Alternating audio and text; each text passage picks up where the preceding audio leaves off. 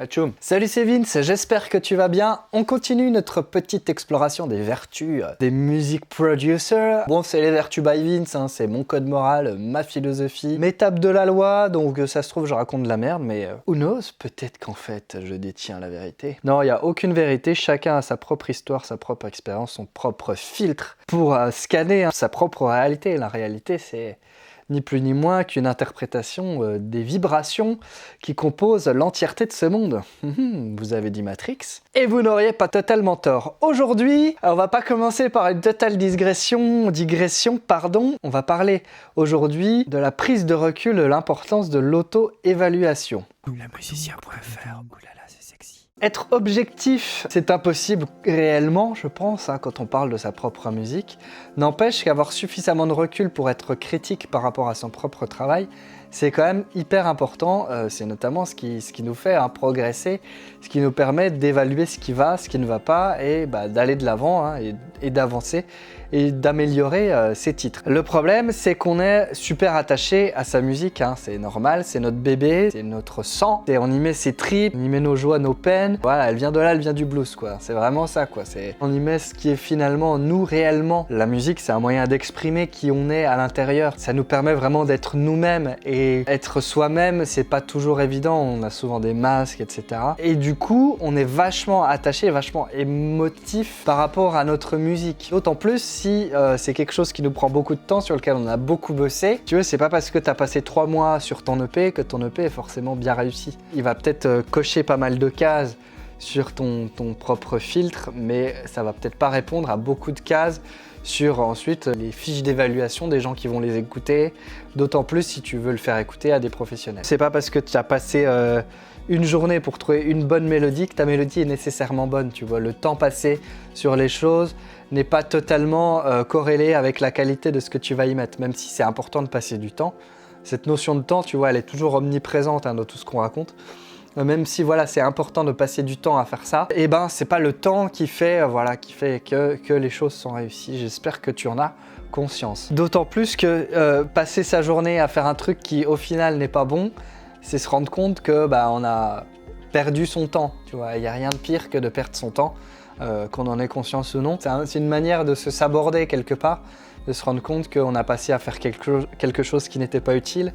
Donc on est un petit peu découragé, et c'est bien normal d'ailleurs. Il faut comprendre que le recul que tu as sur ton travail, il est vraiment nécessaire, mais que quelque part c'est impossible d'avoir réellement du recul sur son travail. Cette vidéo n'a aucun sens, et c'est normal parce que en soi, avoir du recul sur sa propre création, c'est foncièrement impossible d'avoir un réel recul, une réelle distance. Parce que comme je te l'ai dit, voilà, tu as mis de l'émotion, tu as mis une part de toi en fait.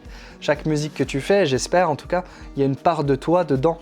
Tu vois, et il faut distinguer la musique et ta personne propre. Ça, on en a déjà parlé dans une vidéo où je t'expliquais que t'es pas ta musique, n'empêche que tu mets de toi dans ta musique. Et donc, c'est important pour toi. Et donc, comme c'est important et comme il y a une part de toi, c'est impossible d'être totalement détaché. N'empêche que il faut essayer de trouver des manières de se détacher, d'avoir du recul et d'être dans l'autocritique. Ça ne veut pas dire d'être dans l'autoflagellation, attention.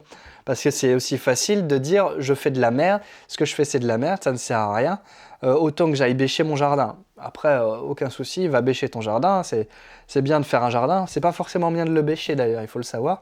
Il y a des bactéries qui supportent mal l'air et le soleil, mais bon. Je suis le roi des digressions. Pour être honnête, j'enchaîne les vidéos, donc ça devient de plus en plus confus dans mon cerveau, et ça devient de plus en plus n'importe quoi. Et c'est pour ça d'ailleurs que je me suis pas changé d'une vidéo à l'autre. Je sais pas si tu l'as vu, je suis pas complètement un gros dégueulasse non plus. Qu'est-ce que je disais ? Oui, le recul. L'autoflagellation, donc stop à l'autoflagellation, ça ne sert à rien. C'est plus, à mon avis, de l'ego mal placé, justement, en se disant ce que je fais c'est de la merde, alors que dans le fond, finalement, on est quand même assez fier de soi, et que le manque total de confiance affiché est souvent parfois un peu trop de fierté, justement, mal placée, et qu'on n'arrive pas forcément à gérer. Bon, après, c'est des généralités, encore une fois, c'est difficile, c'est du cas par cas. Moi, c'est ce que j'ai observé parfois. Paradoxalement, les gens qui prétendent ne pas avoir confiance en eux sont parfois très fiers, justement, de leur travail et ont une très haute opinion de leur travail. Moi, je peux faire partie de de ce cas de figure-là. Parfois, ça m'est arrivé en tout cas. Bref, tout ça pour dire que comment est-ce que je peux avoir un recul sur ma pratique, un recul sur mon travail et être critique vis-à-vis de ma musique. Tout en sachant que c'est foncièrement impossible de l'être totalement. Hein. Mais ça, voilà, on l'a accepté. Maintenant, concrètement, comment je peux faire? Alors, une des choses, c'est de laisser du temps entre la musique que tu as faite et le moment où tu vas l'auto-évaluer.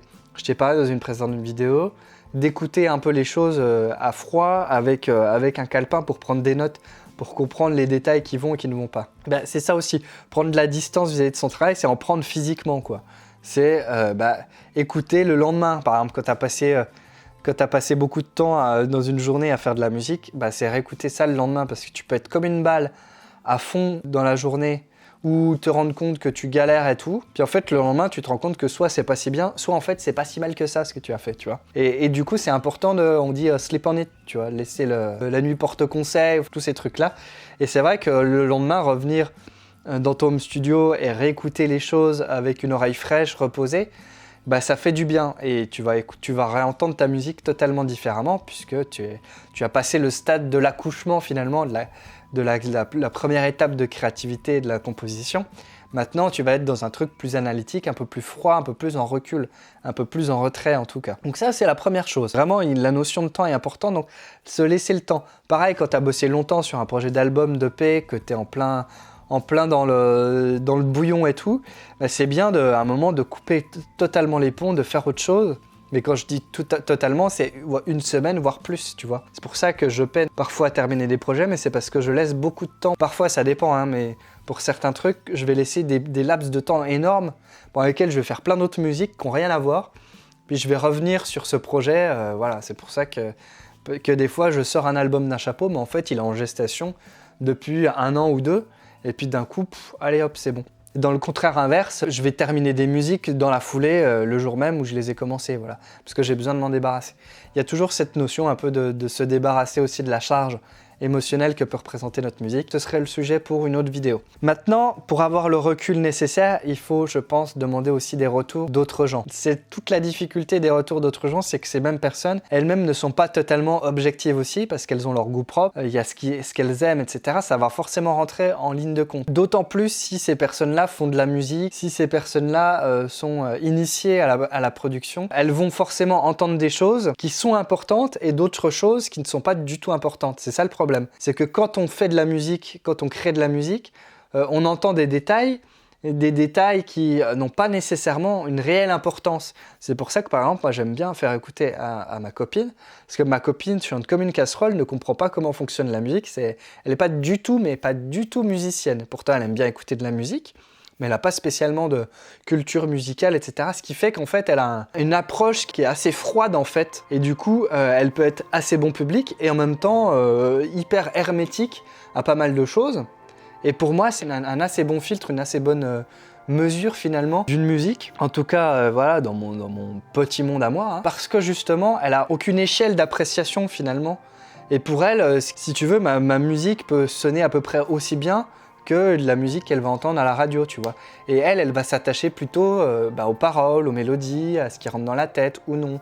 Voilà, c'est ça qui va lui plaire, c'est pas tant la qualité en elle-même de la production. Et pour moi, c'est vachement important d'avoir ce regard-là, parce que pour moi, c'est très difficile de détacher la qualité de la production de la qualité de la musique en elle-même, la qualité de la chanson. Parce que moi, je fais des chansons principalement. Tu vois, et d'avoir quelqu'un comme ça dans mon entourage, ça m'aide vachement pour avoir ce recul-là que moi, je n'ai plus. Tu vois, qu'est-ce que j'aimerais réécouter une musique avec une oreille complètement vierge de toute connaissance. Ce serait, je pense que j'aurais un micro-orgasme. Parce que vraiment, il y a ce côté-là où on est tout de suite directement dedans quand on écoute. On va se dire, putain, comme c'est bien produit, ou comme c'est bien mixé, ou comme ça, cette caisse claire, elle claque, ou je sais pas quoi, tu vois, mais ça, 90% des gens, ils s'en foutent, tu vois, ce qui compte, c'est l'ensemble de la musique. Ça leur plaît pas, ça les surprend pas, peu importe. Et c'est ça qui est difficile d'avoir, donc les retours des personnes, elles sont vraiment à double tranchant, tu vois. Et donc je sais très bien que je vais pas demander des retours sur le mixage à ma copine, parce que voilà, elle a aucun recul là-dessus. Par contre, lui faire écouter et un peu pêcher ses réactions à chaud comme ça, c'est super important parce qu'elle a aucun filtre à ce niveau-là. Tu vois, de la même manière, Tu vas faire attention au retour aussi, inversement, quand tu demandes à tes potes zikos des retours sur ta musique, parce que on a tous notre manière de travailler, notre idée de ce qu'est un bon son, tu vois, et de ce qu'est une bonne musique, et on a tous nos critères et nos référentiels, et nos exigences propres, et du coup les exigences de tes potes sont pas forcément les mêmes que les tiennes, et du coup c'est important de les saisir, de s'en nourrir, parce qu'ils vont entendre d'autres choses, donc à ce niveau-là c'est super important. Mais le revers de la médaille, le double tranchant, c'est que justement ils vont s'attacher à des choses qui peut-être ne sont pas importantes pour toi. Du coup, c'est important de les écouter, c'est important de prendre note de ça, et d'agir en ce sens-là ou pas d'ailleurs, mais c'est pas non plus ces retours-là qui doivent être le plus essentiel. C'est en ça que c'est super compliqué de demander des retours. C'est encore une fois, il n'y a pas de bonne et de mauvaise situation, pour paraphraser Edouard Baird. C'est que vraiment, il n'y a pas de bons ou de mauvais retours à mon sens. Les bons retours, c'est des retours qui te permettent de faire avancer, de comprendre ce qui va ou ce qui ne va pas, que ce soit en termes de technique ou en termes de composition. Les mauvais retours, c'est te dire c'est bien, c'est pas bien, j'aime pas, tu vois, ça sert à rien. Et de se faire lécher le cul par ses potes qui te disent ouais, c'est super ce que tu fais ou je sais pas quoi, ça fait du bien à l'ego une minute, mais ça te fait pas avancer, tu vois. Et si t'as besoin d'un biais de confirmation extérieur et d'être validé, si tu veux, par tes potes, tamponné par tes potes, c'est plus que tu manques de confiance en toi, mais c'est pas ça qui va faire progresser ta musique. Donc c'est pour ça que c'est important d'avoir des retours très différents de gens qui connaissent la musique et des gens qui ne la connaissent pas, à mon sens en tout cas, puisqu'ils vont vraiment te donner, tu vois, plusieurs points de vue, des choses peut-être contradictoires, ils vont faire ressortir peut-être des choses communes pour lesquelles tu n'as pas le recul nécessaire, hein, justement. Et ensuite, il y a aussi toujours cette histoire de référencer aussi ton travail par rapport à des musiques que tu aimes bien. Là aussi, c'est à double tranchant, hein, on en a déjà parlé, je ne vais pas revenir dessus. Faut pas te décourager parce que ça sonne pas aussi bien qu'un tel. Par contre, si ça sonne pas aussi bien qu'un tel, il y a peut-être des choses à faire pour au moins te rapprocher de ce son-là, tu vois. Et si tes basses ne vont pas comparer à X ou Y, c'est peut-être que tu as un travail à faire sur tes basses, de mixage, voilà. Si tu trouves que tes mélodies sont en dessous d'un tel, il y a peut-être aussi un travail à faire sur tes mélodies. Enfin, pour terminer, faut accepter aussi l'imperfection de tes titres. C'est à mon avis ce qui demande le plus de distance, c'est qu'il faut arriver à détacher toute l'émotion que tu peux avoir par rapport à ta musique pour accepter son imperfection et accepter qu'elle aille vivre dans les oreilles de quelqu'un malgré tous les défauts, malgré tout ce qui ne va pas, tu vois, parce que la musique est pleine de défauts. Et c'est ce qui peut en faire aussi sa force. N'empêche que si tu n'arrives pas à lâcher un moment, à couper le cordon, tu peux pas vraiment te détacher de ça. Et du coup, il faut accepter que, ok, peut-être que c'est pas top, et peut-être que tant pis, peut-être que je vais faire mieux au prochain. Malheureusement, il y a des choses que tu peux rattraper sur une musique, d'autres que tu peux pas rattraper. Et tu auras beau retourner la question dans tous les sens, recommencer le morceau 1000 fois, c'est pas dit que tu réussisses à résoudre ton problème. C'est beaucoup plus probable que tu t'obstines de la mauvaise façon et que finalement tu finisses par te décourager et par perdre totalement, mais vraiment totalement, toute objectivité et tout recul sur ta pratique. Et c'est vraiment là-dessus que je veux terminer. Pour garder du recul, en fait, je pense que c'est important de laisser du temps et accepter l'imperfection. Tu vois, et du coup, tu vas devoir peut-être lâcher l'affaire sur certains morceaux. Je pense pas que c'est un aveu de faiblesse ou que ce soit une manière de bâcler son boulot. Mais je pense au contraire, c'est plus une force, c'est accepter que, voilà, c'est pas au niveau où t'aimerais à un moment donné, à un instant T, mais ça va le devenir au fur et à mesure et que t'es obligé de passer par là. Hein, encore une fois, faire plein de musique, t'es obligé de poser des jalons et de passer par cette étape-là avant de passer à la suite. Malheureusement, c'est comme ça et il y a très très peu de domaines où tu passes pas par ces moments-là. Et donc, pour résumer, avoir du recul, c'est important. Malheureusement, c'est pour ainsi dire impossible d'en avoir réellement. Donc, demande des retours à ton entourage, des gens qui n'y connaissent rien, des gens qui y connaissent peut-être. Laisse le temps aussi de laisser reposer les choses. Laisse ton EP si tu as du mal à le terminer et tout. Il y a peut-être un truc de le laisser de côté, tu vois. Faut pas le perdre de vue ton objectif, pas perdre de vue ta deadline si tu en as une, mais il y a peut-être un temps à se laisser pour faire un peu mitonner un peu le truc et oublier ça, tu vois.